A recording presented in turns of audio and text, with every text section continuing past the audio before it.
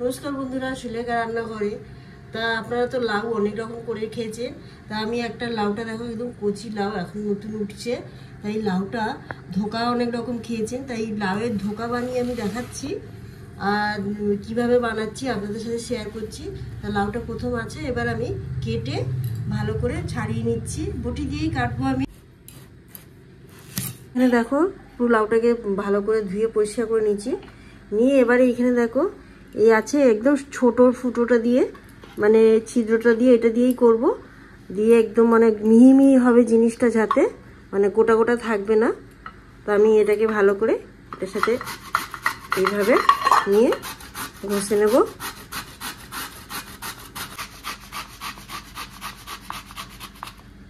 দেখো লাউটা পুরো একদম হয়ে গেছে। কতটা জল উঠেছে বুঝতে পারছো। এখানে কিন্তু জলের কোনো ব্যাপার নয়, জল দিতে পারবে না। আর এই জলগুলো ফেলবো না, যেহেতু এটা লাউয়ের জল, এটা ভিটামিন আছেই। আর জলটা দেখো অনেক তো হয়ে গেছে। এবার এর সাথে আমি কি কি মিশাচ্ছি সেটা আপনাদের সাথে দেখাচ্ছি। জলটা দেখো কতগুলো লাউটার জলটা এসে, এই জলটা কিন্তু ফেলে দেবো না, এটা যখন তরকারি করব আমি সেই লাউটার তরকারিটাই দিয়ে দেবো। দেখো কতটা হয়েছে, এটা ছোট টিফিন বক্সে পুরো ভরে গেছে। যে কোনো আতপ চালের গুঁড়ি হলেই হবে, 2 চামচের মতন আমি দিচ্ছি এইখানে। লাউটা যেহেতু মিষ্টি, একটুখানি অল্প একটু নুন দিতে হবে। আর 2 চামচ সুজি দিয়ে দিচ্ছি, হলুদ দিয়ে দিচ্ছি। হলুদটা দিয়েও মাখিয়ে নিচ্ছি। চামচ করে দিয়েছিলাম, তারপর দেখা গেল আর একটুখানি, মোটামুটি 3 চামচ করে লাগবে। এটা হলো চালের গুঁড়িটা দিচ্ছি, আর একটু সুজি আর একটু দেবো। মোটামুটি 3 চামচ করে সব লাগছে, আধঘেনা একটা লাউয়ে। তা মাখাচ্ছি, মাখিয়ে বুঝতে পারছি যে একটু লাগবে। হাত দিয়ে মাখালে ভালো হয় জিনিসটা। আমি দেখো তেল দিয়ে দিলাম, সাদা তেল, এখানে যে কোনো তেল ব্যবহার করা যাবে। আর তেলটা দিয়ে এবার এটাকে আমি হাত দিয়েই শেপ দিয়ে দেবো।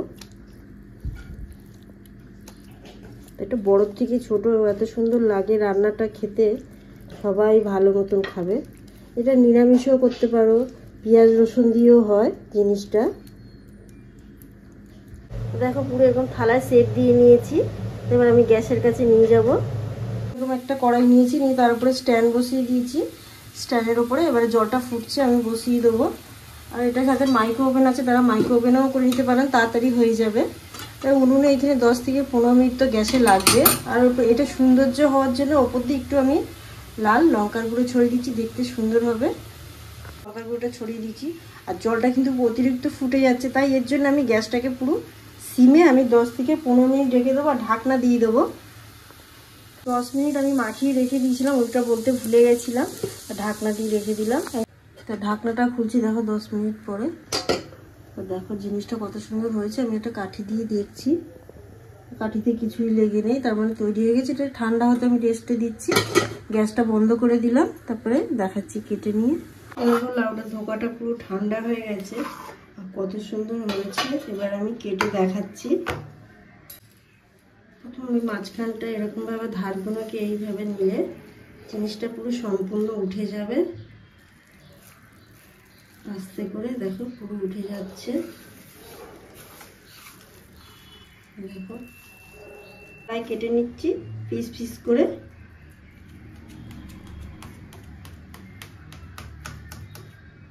ছোট ফ্রাই প্যানে বসিয়ে দিচ্ছি ভাজাটা। আমি সর্ষের তেলে ভাজি, আপনারা যে কোনো তেল খাবেন সেই তেলেই ভাজলে হবে। ভাজার জন্য বসাচ্ছি। দেখো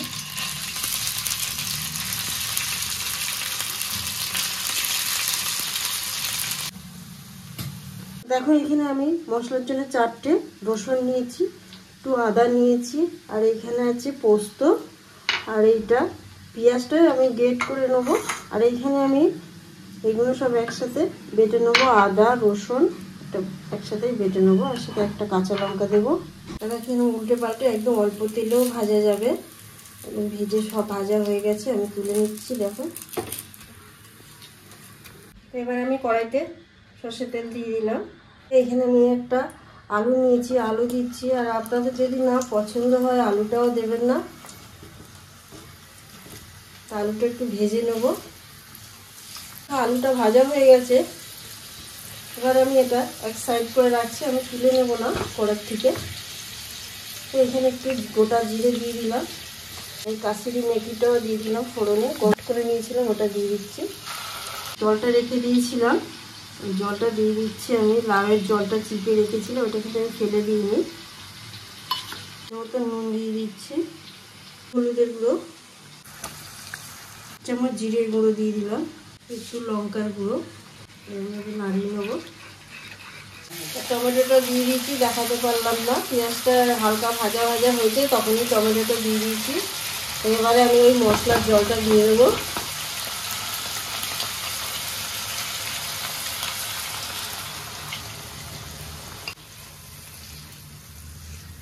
একটু এটাকে ঢাকনা দিয়ে দেবো মশলাটা, যাতে মশলাটা ভালোভাবে কষে। একটু যেহেতু নতুন এখন মটরশুঁটি উঠেছে, মটরশুঁটি একটু দিচ্ছি। আর মশলাটা দেখো আরও 5 মিনিটের মতন কষতে হবে ভালো করে। এবার আমি ঢাকনাটা খুলে দিয়েছি, ঢাকনাটা খোলাই থাকবে, এবার মশলাটাকে কষবে ভালো করে। মশলাটা দেখো পুরো তেল বেরিয়ে গেছে, বোঝাই যাচ্ছে যে হয়ে গেছে এটা।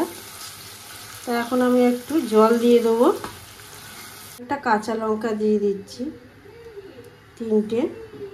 জলটা ঢেকে রেখে এবারে ওটা ফুটবে, তারপরে আমি বড়াগুলোকে দেব, লাউয়ের ধোকা।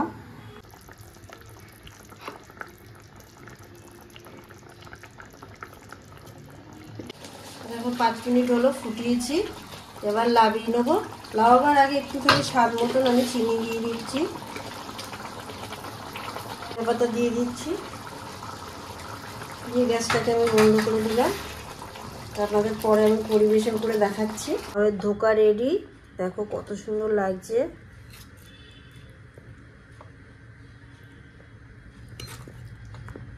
রেডি হয়ে গেছে দেখো একদম লাউয়ের ধোকা। আপনারা বাড়িতে বানিয়ে ফেলুন, আর ভাত রুটি দিয়েও খান, খুবই ভালো লাগবে।